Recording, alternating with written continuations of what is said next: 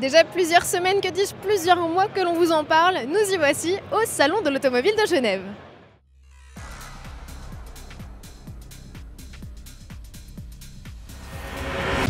Une 84e édition qui réunit plus de 250 exposants sur une surface de 110 000 m² et qui trouve-t-on une pelletée de nouveautés. On ouvre le bal avec les constructeurs français dont l'actualité est particulièrement prolifique en ce début d'année. Notre visite commence par le stand Renault où la star n'est autre que la Renault Twingo de 3e génération, une citadine au style déjà décrié puisque l'on dit qu'elle ressemble trop à la Fiat 500.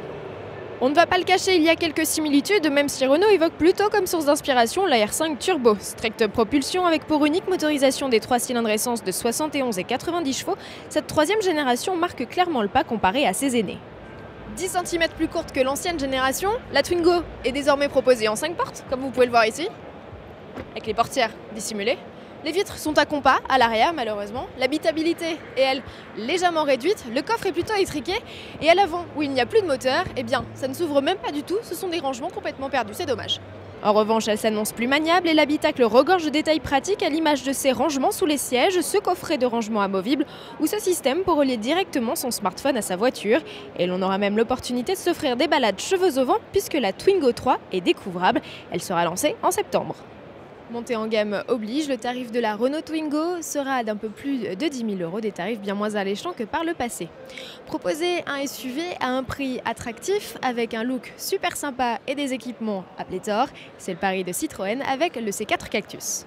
Pour séduire le baroudeur, mise sur un look tout d'abord, l'innovation vient de ces étonnantes protections de carrosserie baptisées Air Bump. L'habitacle n'est pas en reste avec 2 énormes écrans numériques. Le premier derrière le volant affiche les compteurs. Le second tactile s'occupe de gérer l'ensemble du système multimédia et des aides à la conduite type GPS, clim ou caméra de recul. Aussi dépouillé soit-il, l'habitacle est cosy, en particulier dans cette version boîte auto qui profite d'une banquette. Esprit pratique toujours, de nombreux rangements sont présents, une boîte à gants fait face au passager avant, tandis que l'airbag est lui délocalisé au plafond. Un toit panoramique est proposé en option, alors ça c'est plutôt sympa, ce qu'il est beaucoup moins, ce sont les vitres de custode qui sont fixes, en tout cas à compas. Le C4 Cactus alternative au Renault Captur et Peugeot 2008 se veut simple et pratique, il est annoncé pour juin à un tarif canon de 13 950 €. Non loin du C4 Cactus, Citroën a réservé une surprise aux amoureux d'aventure avec une déclinaison spéciale expédition, mais n'imaginez pas prendre son volant puisqu'il ne s'agit là que d'un concept. Des déclinaisons baroudeuses particulièrement à la mode chez Citroën qui décline ainsi sa C5 en une version Cross Tourer déjà au catalogue. Il y a également cette petite version de la C1 avec des élargisseurs d'ailes, mais c'est une version bien plus sage que nous retrouverons sur les routes dès le mois de juin.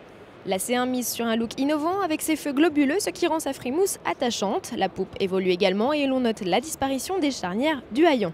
À bord, la montée en gamme est aussi visible avec l'arrivée d'équipements nouveaux comme cet écran tactile de 7 pouces qui permettra de gérer entre autres caméra de recul et smartphone. L'autre nouveauté de cette Citroën C1, c'est comme vous pouvez le voir, ce toit ouvrant électrique en toile qui sera proposé à la fois sur la carrosserie 3 et 5 portes. Pour ce qui est de l'offre de motorisation, en plus du 1 litre de 68 chevaux, Citroën mise sur un bloc essence de 82 chevaux. La Citroën C1 est attendue à l'été. Le premier prix devrait se situer sous la barre des 10 000 €. Et qui dit C1 dit 107 ou plutôt 108. La Lionne change son patronyme vieux d'il y a 9 ans et en profite elle aussi pour monter en gamme. En revanche, contrairement à sa cousine, son style se différencie moins puisqu'elle calque sa face avant sur la 308. Rivale de la Twingo, elle mise elle aussi sur un toit ouvrant électrique en toile. La planche de bord inédite fait la part belle à un large écran tactile qui intègre lui aussi le pilotage de la clim automatique ou du smartphone. Enfin, sous le capot, le 3 cylindres de 68 chevaux n'est plus seul, épaulé par un 4 cylindres de 82 chevaux, arrivé en juin. Et parce que l'on parle de citadine, impossible de ne pas faire écho de l'Aigo, leur cousine au style encore plus révolutionnaire.